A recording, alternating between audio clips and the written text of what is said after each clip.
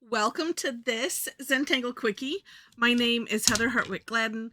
I'm a certified Zentangle teacher, and today we're going to take a look at the tangle Pualink from Debbi Minero. So we had a lot of fun with this tangle on our Tough Tangle Tuesday sessions today. Or actually technically yesterday by the time when I get this released. Anyway, lots of fun. I'll show you my results, but let's dig in to this wonderful tangle. Now, you can use this with a string or not. In the description section, you will find links to the step outs. I always do my own version and then also have a link to the creator of the tangle. So on Debbi's step out, she shows, a circle and pencil. So if you have an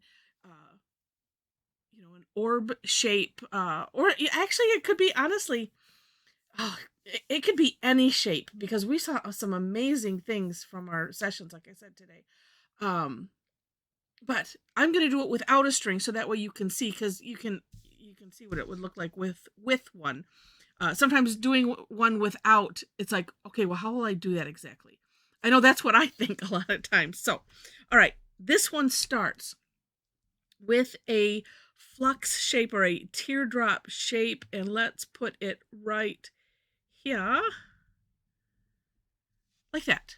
So you're going to want it a little offset because you want more room on this side, or you can do it however you wish, because it will all work. It's just fine. Okay, next is we're going to do some C-shaped curved lines. And like I said, take a look at Debbi's examples. It's one of those, it doesn't have to start here. We saw some beautiful work today where this next step, we kind of encompassed all around this, just different variations. It's amazing. All right. So I'm going to start about here with a, like I said, C-shaped curve line and work my way around, making these a little longer each time. And then once you kind of get to the halfway point, then we start making them a little smaller. Well, those all look about the same size. That's all right. We can adjust as we go. All right. So when we have this, all right, actually I'm going to leave it in that same position because I like how Debbi she put arrows. So like we went this way with these. Now we'll work our way back around and putting another C-shaped curve line, smaller though, but coming from the end of each of these curves that we just made, we're going to do like that. So just a little curve line, taking it from that tip to somewhere on, the next line. And it's completely up to you. That's a wide one. How you want to do it.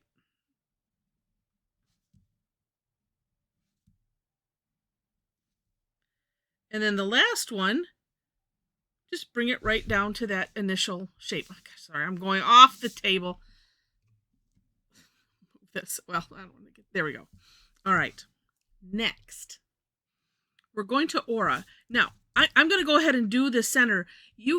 Looking at Deb's step out, there's all kinds of things you can do in this. You don't have to aura it. I am going to do it just because that's what's in the step out. And for these quickies, I like to at least follow that, and then you get to play however you want to play. All right, so this, we did the whole inside. These other ones, though,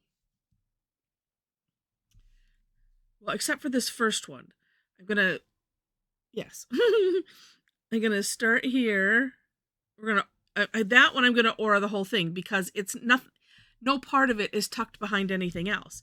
The other ones, however, so we'll start there, at the that first flux shape, and then come to this one. It's not covering too much there, but let's see. And then coming here. So like I said, this part is over this, so we're going to have that line go right there. I hope that's making some kind of sense. And if my words aren't making sense, hopefully at least what I'm doing is making sense. Let me pull that. I don't know why that blurs it out right there. I'm having weird issues with this camera. Like that.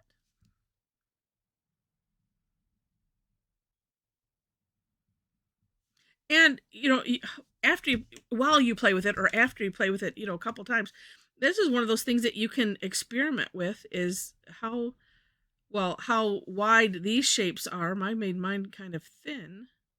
And then how, the distance of your aura.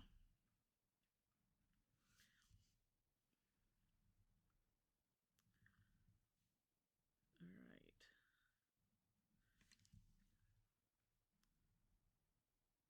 Okay, then I made these so thin. The next part's going to be rather interesting.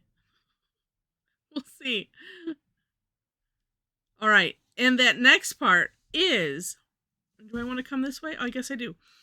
We're going to continue this set of lines back to that first teardrop shape that we made. So, thinking hollow, and also thinking, okay, where is this curve going to hit? And so I kind of air draw just to get an idea, and then it doesn't matter, whatever, however you are most comfortable, starting with the inside or the outside. I feel like I need to do it this way though. So that way I'm getting that curve of my hand. It felt rather uncomfortable there. All right, so then taking this one like that. I just have to be careful when I'm doing the air draw not to put the pen down, because I almost did that. And sometimes you might go over too. It just depends on how this angle is and where you think it's going to land. Oh, that's going to need to come this way. And even on a, gosh, what is that, 3? So this is something too that you might keep in mind, is this angle. So like this, it's like, okay, well, where is that curve going to naturally go? And to me, honestly, it's like, even though this one is a little bit nuts, I still think it's a fun game. See, now this one aims in a little bit more, so we'll just keep with that.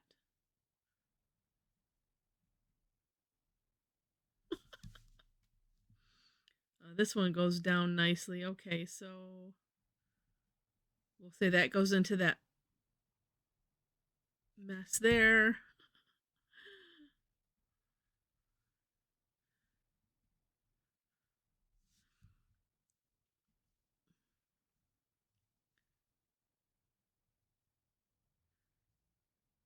And if I could just have it so that way I'm not, I'm either too short or too long on them.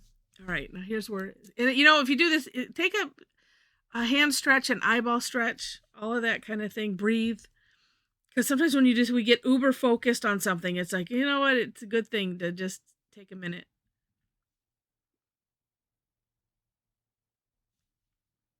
All right. Yeah, and then as it gets smaller, well, there we go. And that is it. Now, oddly, I made these really tight compared to what I have been doing in the playing, but you know what? It's all good. And it's so much fun. All right, so now for some extra playing, I'm going to leave that. Shading. Now, I've got a lot of places here. All right, what I'm going to do, I'm going to start over here.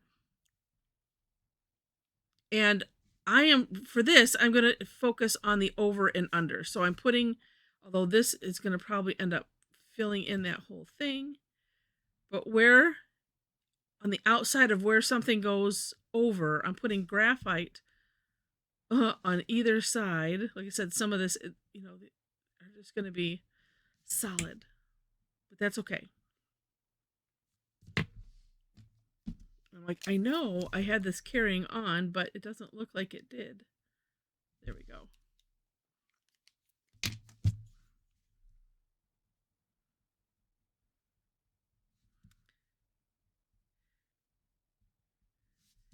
And of course, you know, there's all kinds of fun that you can have with this. All right.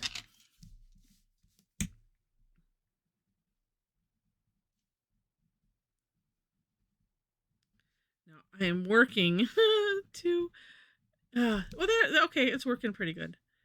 I want to, number one, keep the graphite inside the lines, but then also to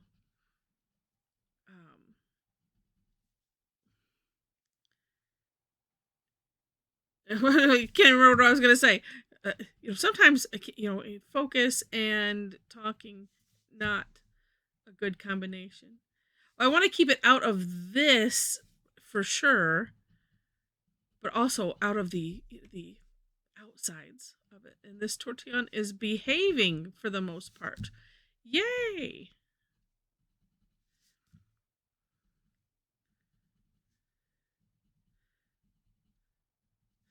And I'm gonna put one, yeah, as if it's all tucked underneath there. I think I got them all. And that, in and of itself, looks pretty cool. Let's do... we'll use some of what's left here. Okay, here's what I'm thinking. Oh, let's... yeah, why not? Okay. I'm going to fill in this outer shape. Okay, I'm going to put the shine on both sides like that.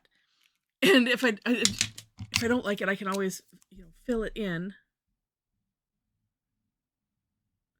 I was just feeling like it needed some contrast.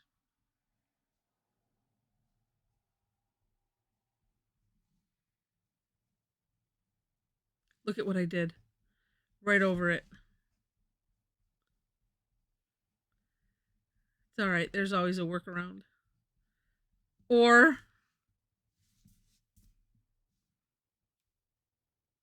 it can just go that way. And then I just have the shine at the top or something.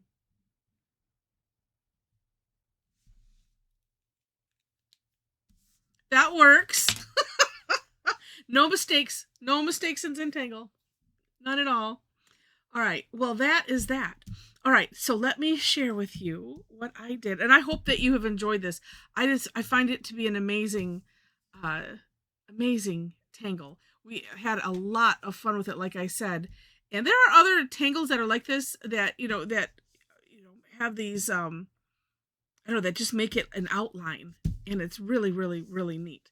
But Deb did a really good job with the step out. Okay, so I did one on our early session, which I'm still marveling at. On a nice prepped tile with some Prismacolors. I filled in here and then did, some shading and highlighting outside of, or in the, the inside section. But that was a lot of fun, just doing it singular. There was something I wanted to point out. I don't remember what it was. Maybe it'll come to me. And then this one's not quite finished, but I wanted to show it anyway because I think it turned out rather neat. So with gel pens, the Jelly Roll Moonlights on this, and two, that's what I wanted to point out. 2 shades of Jelly Rolls. And see, because I remember, I think I was doing this one, and I was like, oh, well, I forget what I did. And I'm like, well, maybe, because I started going the wrong direction somewhere. I'm not going to even point it out because you can't even see it anymore. And I didn't do anything with it. I just kept going, and you really can't, you can't see where it was. But I'm like, oh, well, yeah, just fill it in. No, you can't just fill it in on this, because if you fill in everything, so like here, because it's close, the 2 colors, and you lose that over and under type of thing, versus here where you can see the outside, and see the path and see that aura-ing and the really neat depth that is created. Because I was thinking, oh yeah, you can fill in. Duh, you don't want to just fill in, because you're gonna lose some of the neatness of it. So I just wanted to share that. But anyway, just a lot of fun. Well, again, I hope you enjoyed this. Do check out the description section. Check out the step outs. Also, below those, you will find my link tree. And there, if you would like to take part, this Tough Tangle Tuesday is a free class that I do once a month on the third Tuesday of the month. I do 2 sessions, 11 a.m., 7 p.m. And we, like I said, we take the tangle and everybody, does their thing with it. And it's a really fun time. Come and join us. There is, you can follow my Facebook page, which the link is in the link tree. Also, Eventbrite is there for following for classes. I also have them posted on my website. So the free classes, the links are on the classes section there. You just have to scroll down a little bit. And and it was one of those, always check the date and make sure it's the right class. I try to do them way earlier, but occasionally I get them like right before the class starts. So if something goes awry, just try again. Let's see what else.